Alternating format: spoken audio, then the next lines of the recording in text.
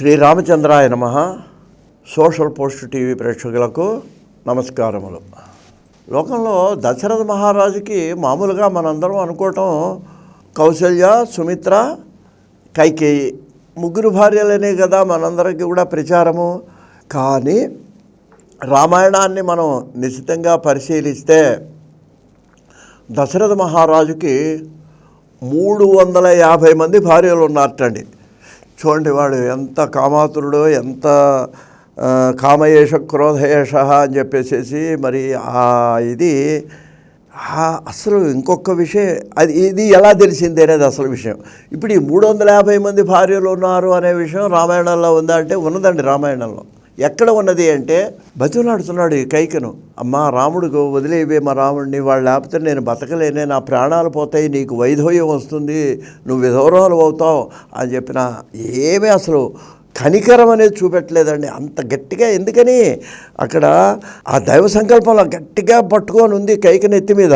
అది జరగకపోతే ఇక్కడ మళ్ళీ రాక్షస సంహారం జరగదు. అడవిలో అనేక మంది రాక్షసులు ఆయన్ని రాముడేంటి చంపాలి. ఆ సందర్భంలో ఈయన ఎంత బతిలాడినా వింటలేదు. అప్పుడు ఆయనకి ఎందుకో ఒక ఆలోచన వచ్చి సుమంత్రుడిని పిలిచాట.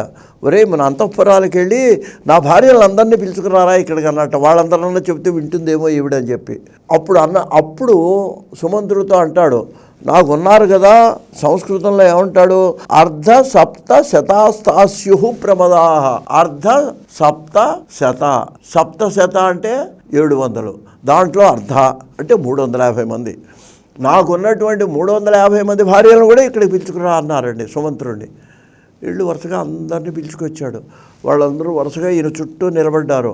ఈయన మాట్లాడుతున్నాడు, స్పృహ తప్పి పడిపోతున్నాడు, మళ్ళీ మంచినీళ్ళు తాగుతున్నాడు, మళ్ళీ లేస్తున్నాడు, మళ్ళీ మాట్లాడుతున్నాడు. అప్పుడు ఆ భార్యలందరితో అన్నట్ట, అమ్మా మీరందరన్నా చెప్పండి ఈ కైకేయికి, ఇది నా మాట వింటలేదు, నేను రాముడిని వదిలిపెట్టి బతకలేను అనే సందర్భంలో అక్కడ దశరథ మహారాజుకు 350 మంది భార్యలు ఉన్నారు అనేటువంటి విషయాన్ని మనకు రామాయణంలో మనకు అక్కడ తెలియచేస్తుందండి. చాలా బాధపడ్డాడండి ఆయన. బాధపడి ఒక సందర్భంలో రాముడితో అంటాడండి, ఓ రామచంద్ర, అక్కడే ఉన్నాడు కొడుకు, ఏం మాట వింటలా, ఓ పని చేయరా, నేను అడిగానుగా వరం, నువ్వేదో అడవికి వెళ్ళమన్నా అది నేను చెప్పేశాను, నువ్వు వెళ్ళొద్దు, నువ్వేం చేస్తావంటే నన్ను బంధించి చెరసాల్లో నువ్వు రాజ్య పరిపాలన చేయి, నీకు అడ్డం ఎవడొస్తే వాళ్ళని బంధించు అని చెప్పి అది కూడా సలహా తనే చెప్పాడండి రాముడికి. చేస్తాడా రాముడు అలా? లక్ష్మణుడు ఒప్పుకున్నాడు, అన్నయ్య నువ్వు అను, మొత్తం అడ్డం వచ్చిన వాళ్ళందరినీ లోపల పడేసి నేను రాజ్య పరిపాలన చేస్తాను లక్ష్మణుడు అన్నాడు. సుమంతుడు అన్నాడు, వశిష్ఠుడు అన్నాడు, అది కూడా తర్వాత చెప్తాను వీళ్ళందరూ ఎలా ఎదిరించారు ఏమిటనేది. కాబట్టి అయినా సరే రాముడు మాత్రం నా తండ్రి మాట నేను పాటిస్తాను, నేను అరణ్యానికి వెళ్ళాల్సిందే అని చెప్పి సిద్ధపడ్డటువంటి వాడు రామచంద్రుడు అండి.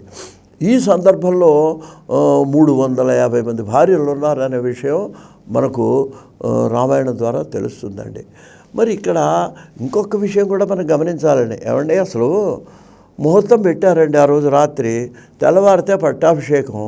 ఈ దశరథ మహారాజు ఈ కైకి ఇంటికి వెళ్ళటం ఏంటి, ఎందుకు అతనికి పని? ఆ ఒక్కరోజు కౌశల్యతోనో రాముడితోనో సుమిత్రతోనో మాట్లాడుతూ కూర్చుంటే, ఇప్పుడు వాళ్ళ అంతఃపురాలు ఎలా ఉంటారంటే వాళ్ళంతా వాళ్ళు బయటికి రారండి.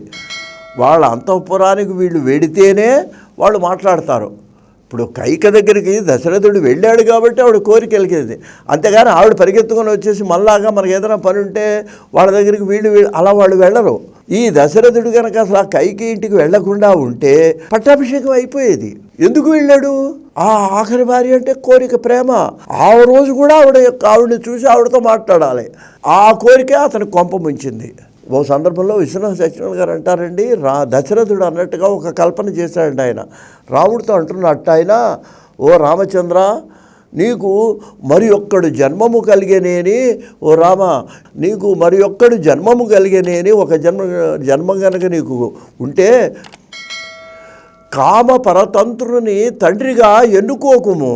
రామా, నాలాంటి వాడిని మాత్రం అయినా దయచేసి నువ్వు తండ్రిగా కోరుకోవాకరా, నాలాంటి కామపరతంత్రుని, స్త్రీ వ్యామోహం కలవాడిని మాత్రం నువ్వు తండ్రిగా వెనుకోవద్దు. ఈ స్త్రీ వ్యామోహం వల్లే నా కొంప ముంచింది, ఇవాళ నేను అడవికి పంపించాల్సి వచ్చింది అని ఎన్నో విధాల బాధపడ్డాడు దశరథ మహారాజు. ఆ స్త్రీ వ్యామోహం వల్లే ఎంతమందిని పెళ్లి చేసుకున్నట్ట. ఈ ముగ్గురు మనకందరికీ తెలిసిన వాళ్ళు.